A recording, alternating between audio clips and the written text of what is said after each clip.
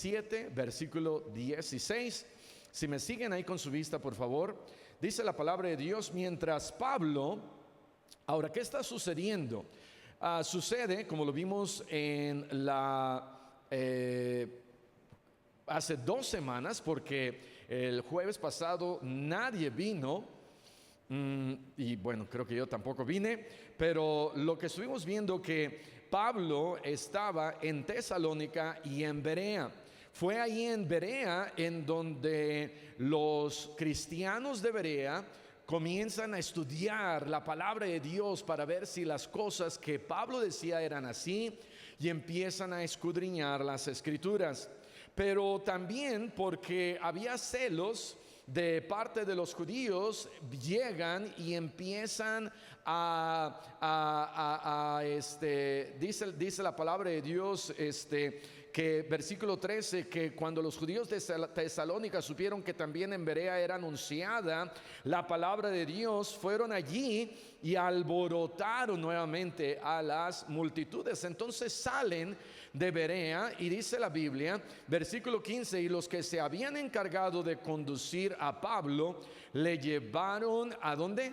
A Atenas. Entonces vamos a mostrar la gráfica de Atenas. Aquí Atenas es ahora para que vayamos siguiendo el trayecto de Pablo. El trayecto de Pablo sale de Derbe, sale de Antioquía, esta iglesia misionera, y después llega a Derbe, pasa por Listra, se va a Iconio, a Antioquía de Pisidia, pasa por Misia, llega a Troas, y allí en Troas es en donde tiene una visión, y de ahí se va hacia Samotracia, que es otro puerto. Llega, es una pequeña isla, Samotracia. Luego llega a Neópolis y llega a Filipos. Ahí en Filipos conocemos que es salvo el carcelero y esta mujer que se llamaba Lidia, y después van a Anfípolis, a Apolonia, a Tesalónica, a Berea, y de ahí en Berea alborotan la ciudad y se va a Atenas. Ahora ya vemos cómo está ahí en donde llegan a Atenas. Y dice la Biblia entonces que llegan a esta ciudad, versículo 16, mientras Pablo les esperaba ¿en dónde? Ahí en Atenas. Su espíritu se enardecía viendo la ciudad entregada a la idolatría. En primer lugar, lo que vemos aquí es que el espíritu de Pablo fue provocado. El espíritu de Pablo fue provocado. Esta palabra que nos dice aquí en el versículo 16, su espíritu se enardecía, es la palabra griega paraxunou. Y esta palabra griega se menciona solamente 2 veces en la Biblia. Me encanta a mí buscar una palabra y decir, me pregunto cuántas veces esta palabra estará. ¿Será que estará 5 o 10 veces? ¿Será la única vez? Y cuando estaba buscando esta palabra, encontré que solamente está 2 veces. Y la otra ocasión en donde se encuentra, 1 Corintios 13, versículo 5. 1 Corintios 13, recordamos que es el capítulo en donde Pablo habla acerca de qué es el amor. Y en el versículo 5 se vuelve aquí a encontrar esta palabra paraxunou. Y dice acá, 1 Corintios 13, 5, no hace nada indebido, no busca lo suyo, no se irrita, no guarda rencor. ¿Cuál será la palabra? ¿La primera, la segunda, la tercera o la cuarta? ¿Cuántos dicen que es la primera? ¿Cuántos dicen que es la segunda? ¿Cuántos dicen que es la tercera? ¿Cuántos dicen que es la cuarta? Ok, muy bien. Estamos, yo sé, estamos simplemente tratando de adivinar, pero es la tercera palabra, no se irrita. Esta palabra irrita es la misma palabra en donde allá en Hechos capítulo 17, versículo 16, dice que el espíritu de Pablo se enardecía o qué, o se irritaba. Era provocado. El espíritu de Pablo era provocado. Esta palabra significa se irrita, es provocado o es incitado. No es necesariamente de enojar, pero es más como cuando alguien agarra a alguien o alguien te hace enojar, alguien dice algo hacia ti y tú como que te exaltas, como que te enardeces. Y esa es precisamente la palabra usada aquí. El amor no se enardece, porque la esposa siempre hará cosas que nos van a irritar. Yo le pregunté hace ratito, veníamos manejando 6 horas, y le pregunté, ¿qué es tu hobby? Y mi esposa me contestó, mi hobby es hacer irritar a mi esposo. Y me preguntó, ¿cómo estoy? ¿Cómo estoy haciendo? Le digo, más o menos. Le dije, estás haciendo decentemente. Dice ella, entonces voy a echarle más ganas, te voy a irritar más. Pero aquí Pablo entonces dice, ¿por qué se irritaba? Dice que mientras veía a la ciudad entregada ¿a qué? A la idolatría, Pablo se irritaba. Pablo se enardecía, era provocado. El espíritu de Pablo era provocado. Y entonces, ¿qué nosotros podemos aprender de esto? Lo que podemos nosotros aprender es que, por un lado, a veces nos irritamos de lo que no nos debemos de irritar. Aquí en la iglesia alguien hace algo, me irrito.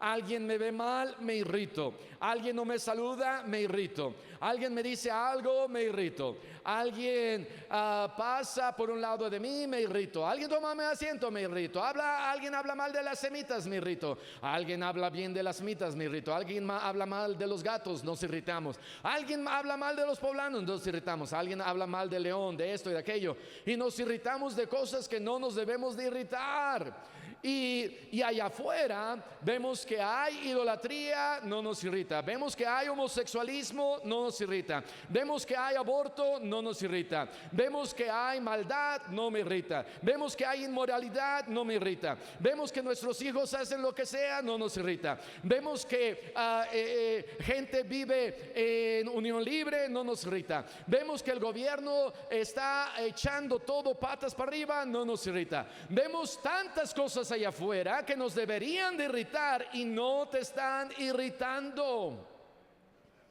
Nos debería de irritar, nos debería de provocar. Deberíamos decir, Señor, que esto nos siga. Esta ciudad está entregada a la idolatría. Yo tengo que hacer algo. ¿Y qué podemos hacer? Sentarnos, cruzar los brazos y decir, bueno, pues ahí está el pastor, ahí están los misioneros, hay que ellos hagan algo. Los hermanos se van a ir a reunir, a ganar almas, van a repartir folletos, nada más van a perder el tiempo. No estamos perdiendo el tiempo. Nuestro espíritu está siendo enardecido porque esta ciudad necesita de Cristo. Esta ciudad necesita de Cristo, amén. Y debemos nosotros de hacer algo. Debemos de orar por esta ciudad. Debemos de llevar el evangelio. No nos podemos quedar sentados en un solo lugar. Nuestro espíritu se debe de enardecer. Debemos de tener un corazón sensible. Pablo no permanece indiferente. Pablo hace algo acerca de todo esto. Él responde de una manera activa, no se queda paralizado, sino ve la urgencia y ve que hay algo que se tiene que hacer. Pero nosotros muchas veces, en vez de tener un espíritu que es provocado, tenemos un espíritu que es pasivo. ¿Qué será un espíritu pasivo? Un espíritu en donde no se mueve, un espíritu en donde no se enardece, un espíritu en donde ya se ha quedado y se acostumbra al pecado. ¿Sabes que nos podemos acostumbrar al pecado? Sabes que nos podemos acostumbrar a lo que hay alrededor y no nos deberíamos de acostumbrar. No tengas un espíritu pasivo, no tengas un espíritu sin hacer, sin moverse, sino ora al Señor y dile: Señor, ayúdame a tener un espíritu que es provocado, que haga algo, que reaccione y que no se quede ahí. Número 2, ve lo que dice el versículo 17. Así que discutía en la sinagoga con los judíos y piadosos, y en la plaza cada día con los que concurrían. Número 2, vemos que el espíritu de Pablo estaba preparado. ¿Por qué estaba preparado el espíritu de Pablo? Porque discutía. Él estaba preparado porque iba a la sinagoga y tenía algo que decir. Dice la Biblia que iba a las plazas cada día con los que llegaban ahí. No iba a las plazas cuando estaban vacías, amén. No iba a las plazas a comprar de shopping. El pastor nos llevó nos dijo o nos enviaron para comprar zapatos ahí en León. Llegamos ahí a un lugar, 200 tiendas de negocios de solamente zapatos. En mi vida yo había visto algo así. Fuimos de 6 de la mañana a 6 de la noche, ¿verdad? Pero no, nada más fuimos como una hora. Pero Pablo no iba de shopping. Cuando vamos a ganar almas, debemos de ir a ganar almas, amén. No nada más ahí a perder el tiempo, no nada más ahí a platicar con el hermano, la hermana que van con nosotros. Debemos nosotros de concentrarnos, decirle: Señor, úsame.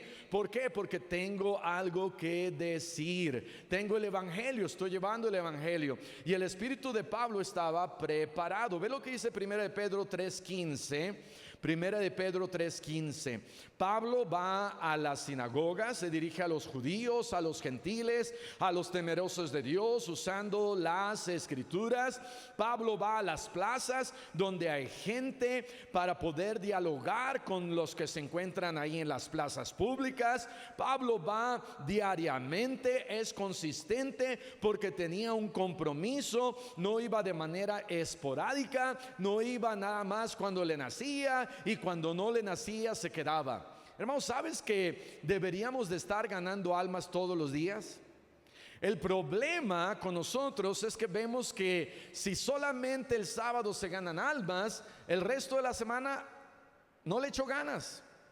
Y a veces nos quejamos con los bíblicos porque los bíblicos tienen una filosofía de un evangelio en donde vive una vida evangelística, vive una vida en donde la gente te pregunte, y las iglesias bíblicas no salen a ganar almas, pero lunes, martes, miércoles, jueves, viernes están ellos constantemente viviendo una vida tal que si bien la oportunidad le hablan a alguien de Cristo y nosotros vemos la oportunidad, decimos: no es sábado, no te puedo hablar, no te puedo ni siquiera dar un folleto porque no es sábado.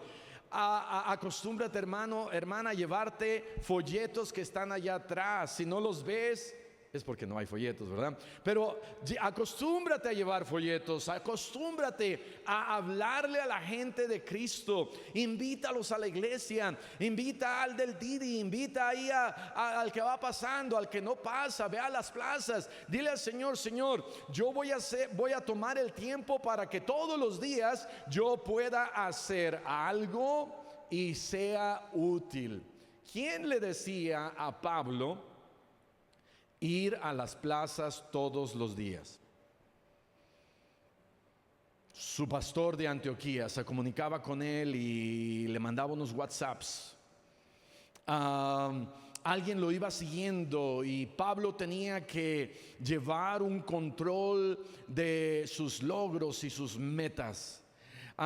Su esposa, Bernabé, Lucas, Silas. Nadie le decía a Pablo. Nadie le decía a Pablo: hey Pablo, ve todos los días. Dice la Biblia, quien se le ha perdonado mucho, ¿qué pasa? Mucho ama. Quien se le ha perdonado poco, poco ama. Pregunta, ¿cuánto Dios te ha perdonado? Contéstate a ti mismo, ¿cuánto Dios te ha perdonado? Si te ha perdonado mucho, hay que amarle mucho. Y si le amas mucho, una manera es que tú digas, nadie me está exigiendo, mi espíritu está siendo provocado, necesito hacer algo, y Dios te puede usar. Dice acá 1 Pedro 3:15, sino santificad a Dios el Señor en vuestros corazones y estad siempre ¿qué?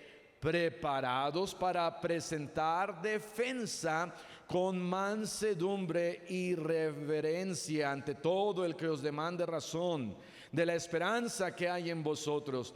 Entonces Pablo no se intimidó, había ahí un ambiente pagano. Pablo empieza a platicar y a predicar porque Pablo estaba preparado.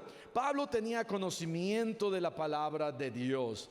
Pablo no se iba a quedar sentado, él sabía lo que Dios había hecho en su vida. Entonces, pastor, pues yo no tengo conocimiento de la palabra de Dios y no voy a salir. No, sea que tengas conocimiento, no tienes que salir, pero es bueno que nos preparemos, es bueno que sigamos creciendo en nuestro espíritu. Número 3, versículo 18, regresa a Hechos capítulo 17, versículo 18. Y algunos filósofos de los epicúreos y de los estoicos disputaban con él. Se pusieron a discutir con Pablo y unos decían, ¿qué querrá decir qué?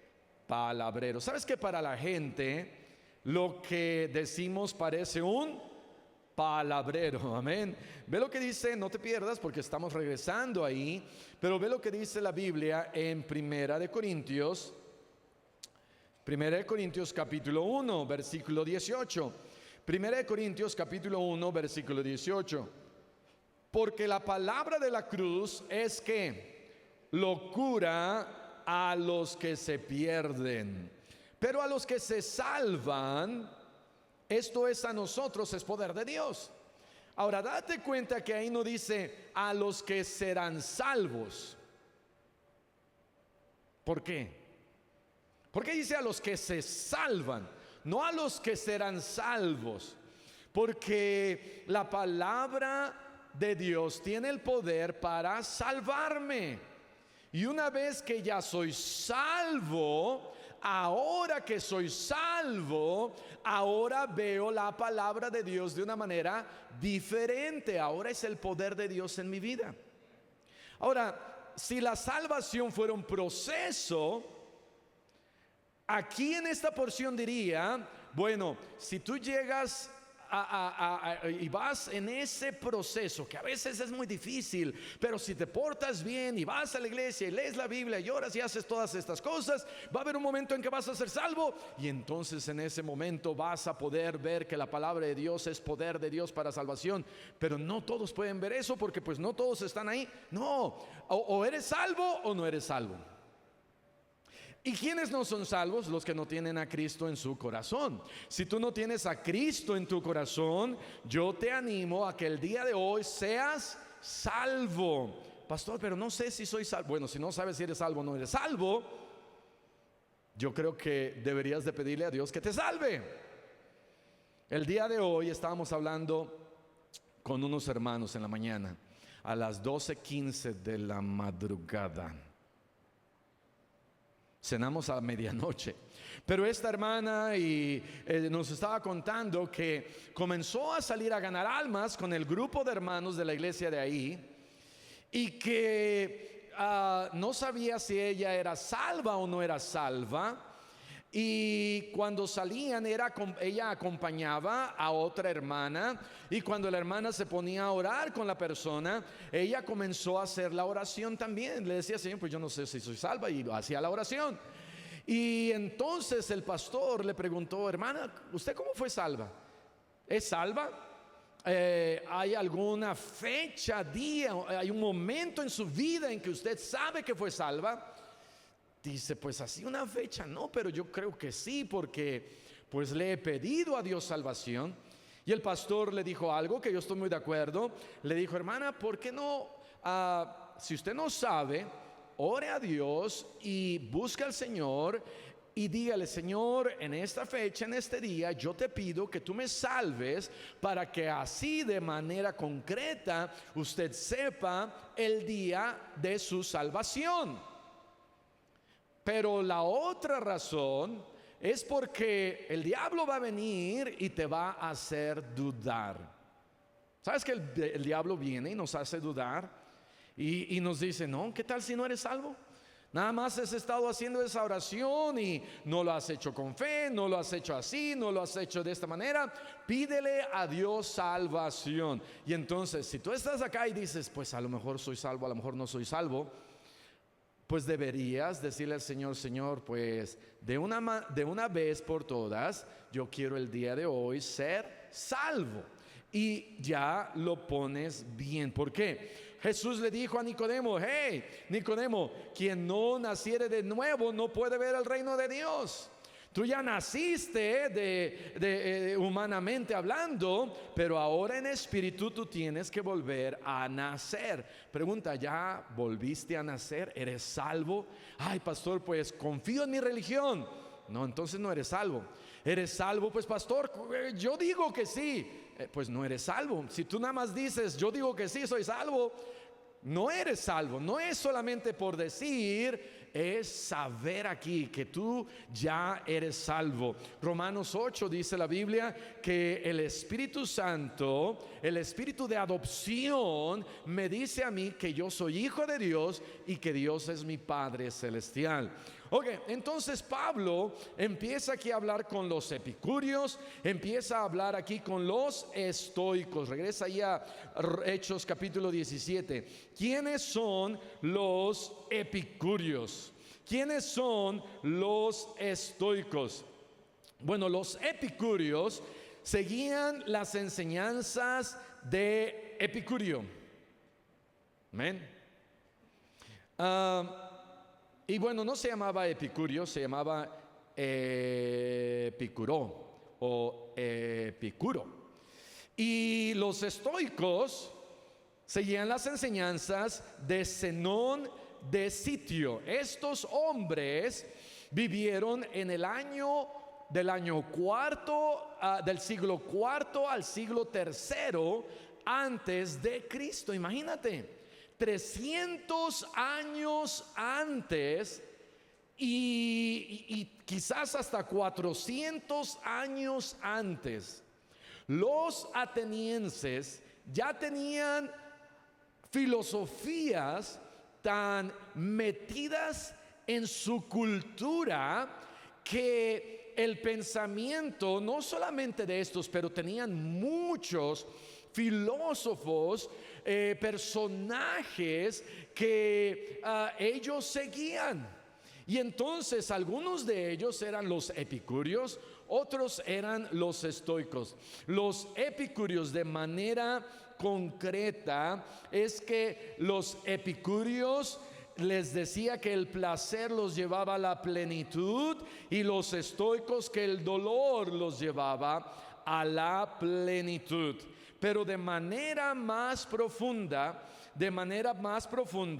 los epicúreos creían que el objetivo de la vida era alcanzar la tranquilidad y la ausencia del dolor, poniendo en primer lugar placeres simples como la amistad, el conocimiento y la moderación.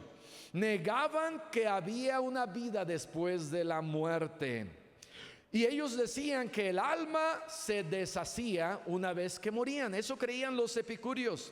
Ellos creían que había dioses, pero que estaban muy lejos y que no intervenían en los asuntos de los hombres.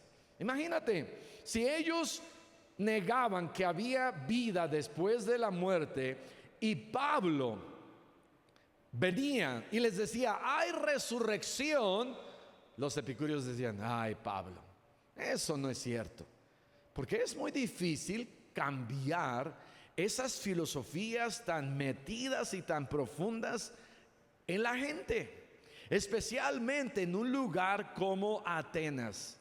Había idolatría, habían todas estas religiones y filosofías, pero Pablo no se intimidaba. Pablo sabía cómo predicarles y cómo contrarrestar, cómo hablarles, sabía, y creo que todo eso nosotros debemos de aprender, porque nos vamos a enfrentar con diferentes tipos de personas y debemos de aprender a tener alguna respuesta. De repente va a salir alguien. Hace años me salió uno, me dijo, somos hologramas. Ah, sí, dijo, sí. Dice, usted, todo esto es un holograma. Y te lo dicen así serios, ¿verdad, Isho? De que sí. Okay. Y nos lo dicen así muy serios. Usted es un holograma. Ay.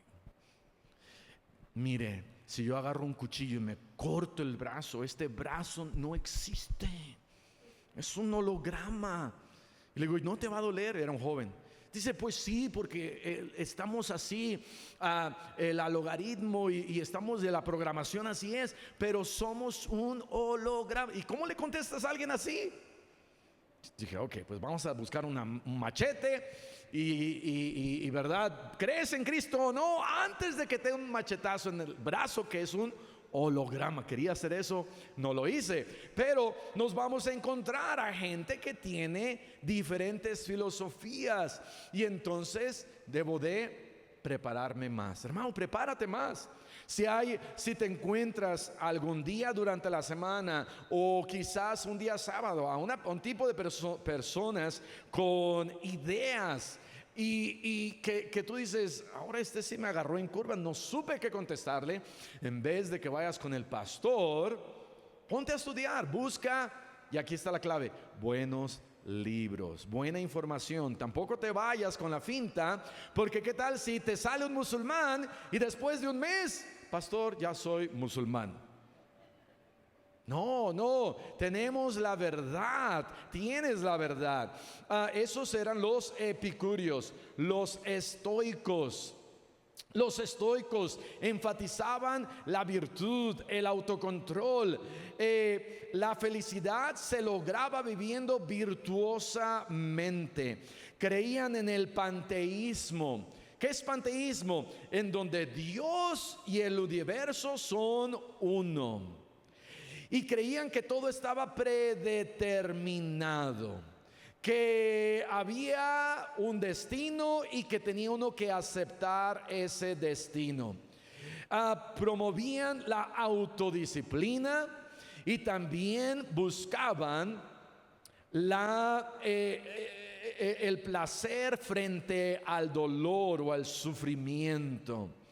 De tal manera que tanto los estoicos como los epicúreos, tenían ideas bien chuecas. Y Pablo se tuvo que enfrentar a personas así. De tal manera que, número 3, el espíritu de Pablo tenía perspicacia. ¿Qué quiere decir perspicacia? La perspicacia nos habla de la capacidad de percibir y comprender las cosas con claridad, precisión, y a veces en situaciones complejas o sutiles. La perspicacia, por ejemplo, alguien que está manejando un carro y de repente alguien se le cruza, y de manera perspicaz sabe qué hacer en momentos difíciles. Lo hace porque está listo, tiene una agudeza mental, tiene claridad de pensamiento, capacidad de análisis, discernimiento, intuición, está preparado. Y sabes, Pablo estaba preparado.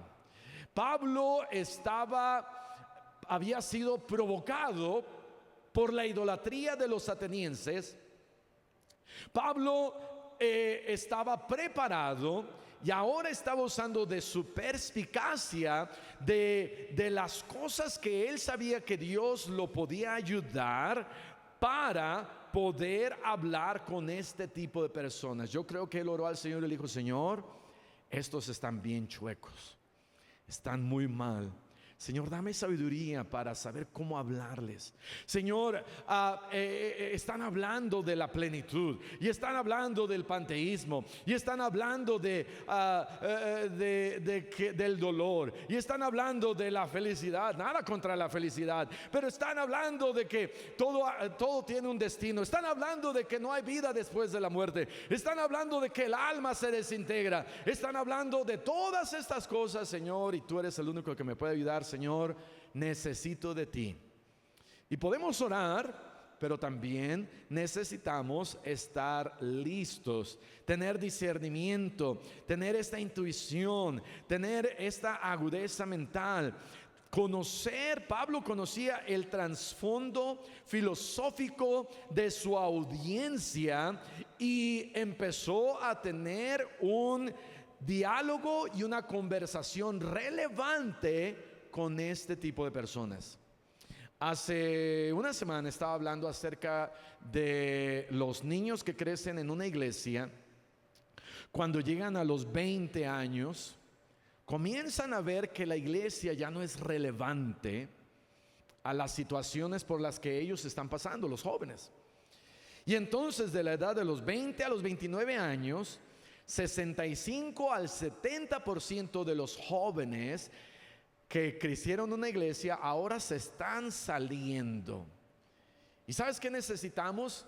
No solamente necesitamos decirle al joven: joven, ama al Señor, pero necesitamos de esta perspicacia.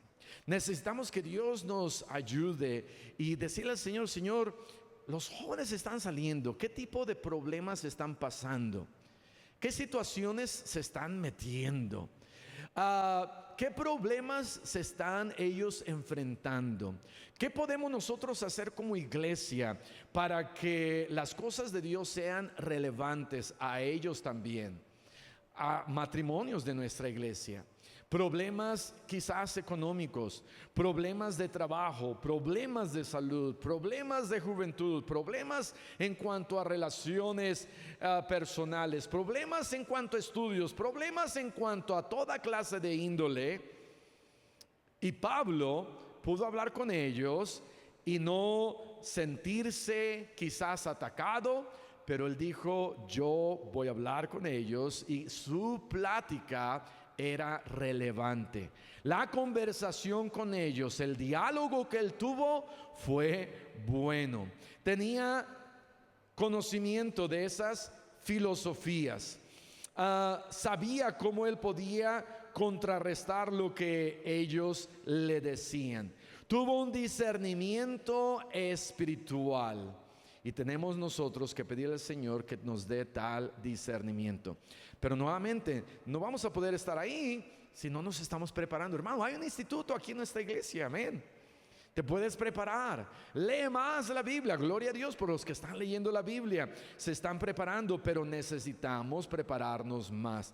Número 4, vemos el problema de los atenienses.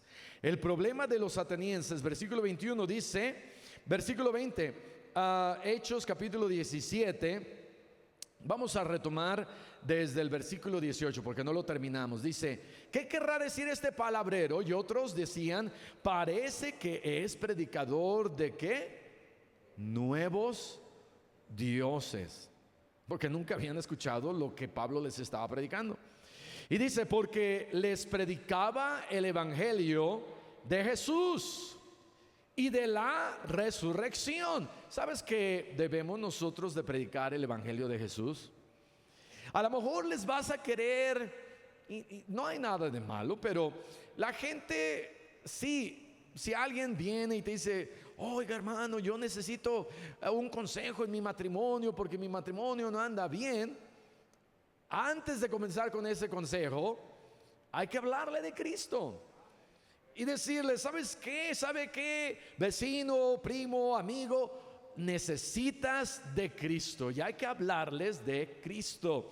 Y entonces Pablo les predicó de Jesús.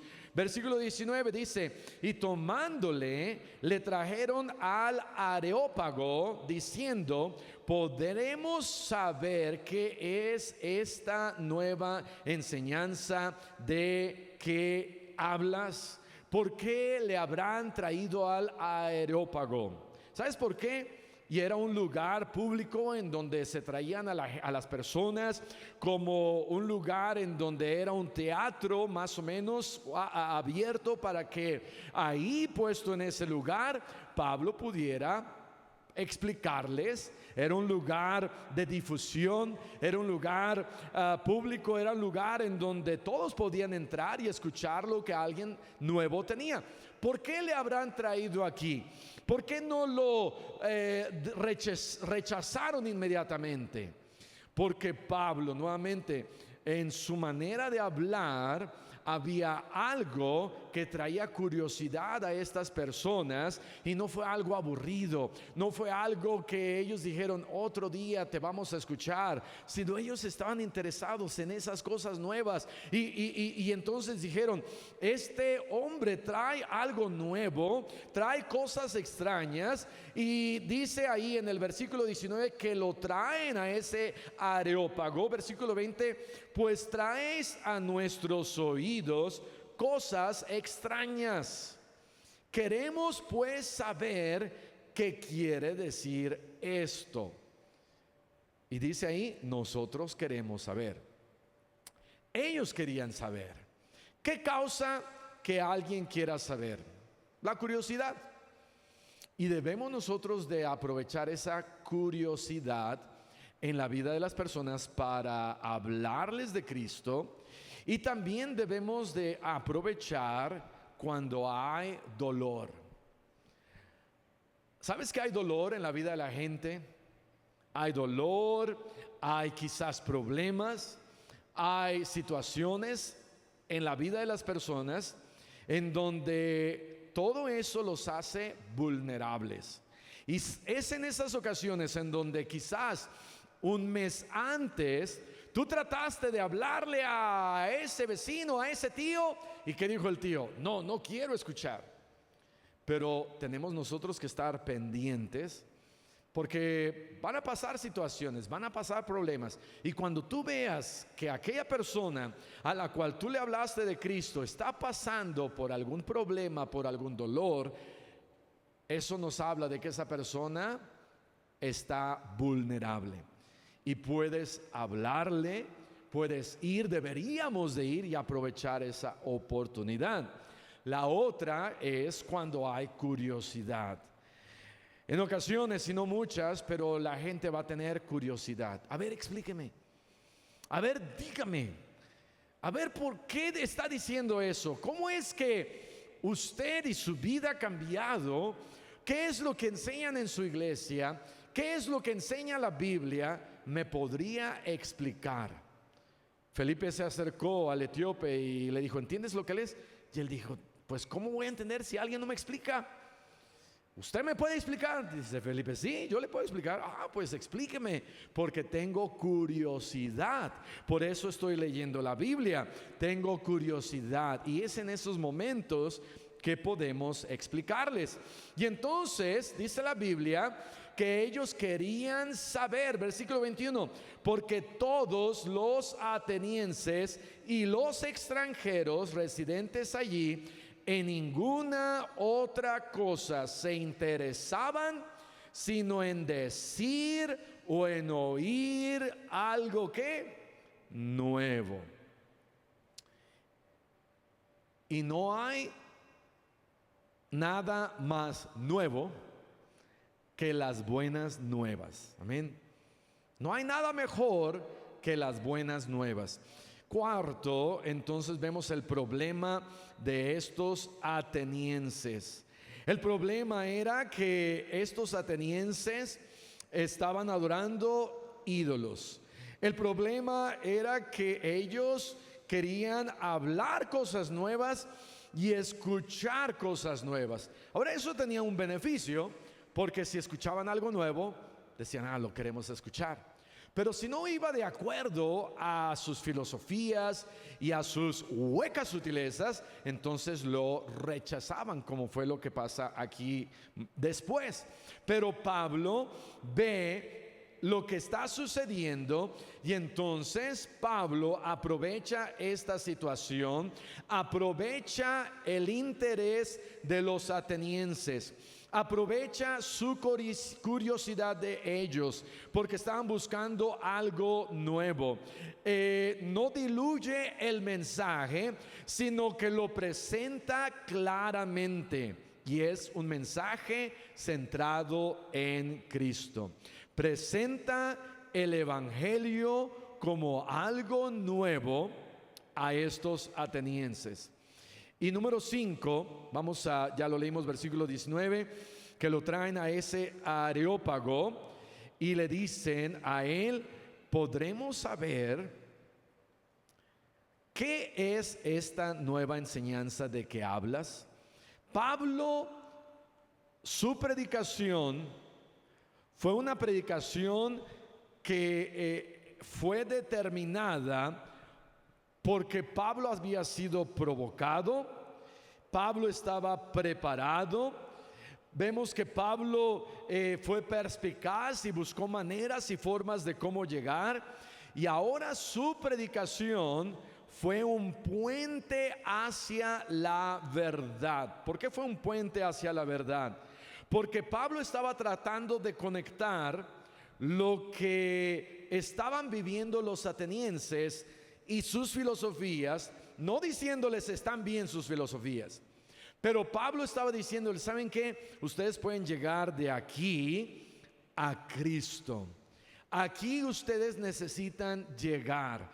Aquí ustedes necesitan estar. Donde están ahorita no van a tener salvación. Donde están ahorita no van a tener esa resurrección que Dios promete. Donde están ahorita van a ir al infierno. Ustedes necesitan ir de ahí de donde están ustedes a la verdad de Cristo. Y Pablo comienza a predicarles. Dice la Biblia que ellos lo traen, ellos quieren escuchar y Pablo aprovecha para predicarles. ¿Por qué les predica? Porque era lo que Dios lo había llamado a hacer. Vean lo que dice nuevamente en 1 Corintios capítulo 1. 1 Corintios capítulo 1. ¿Cuál fue ese llamamiento? 1 Corintios capítulo 1 versículo 17. Pues no me envió Cristo a bautizar, sino a predicar el evangelio, no con sabiduría de palabras, para que no se haga vana la cruz de Cristo. Dios nos ha enviado a predicar el evangelio y Dios quiere que presentemos un claro evangelio. Dios quiere que seamos, no nosotros en sí ese puente, porque sabemos que Jesús es el puente, pero que nosotros seamos los que somos usados por el Señor de la misma manera que Pablo fue usado por el Señor. Y entonces podemos nosotros predicar a esta gente que Cristo salva. Pablo fue sensible, Pablo se irritó, y porque Pablo vio todo lo que estaba pasando y viviendo esta gente, él dijo, necesito hacer algo. Hermano, hermana, ¿qué hay que tú puedas hacer y digas, yo necesito hacer algo? Necesito tomar acción. Necesito prepararme más a lo mejor. Necesito llevar folletos conmigo. Necesito orar más para que gente sea salva. Necesito hacer algo y que no nos quedemos sentados, sino que hagamos algo para traer a esta ciudad a los pies de Cristo. Amén. Necesitamos hacer algo por el Señor. Vamos a cerrar nuestros ojos y vamos a orar.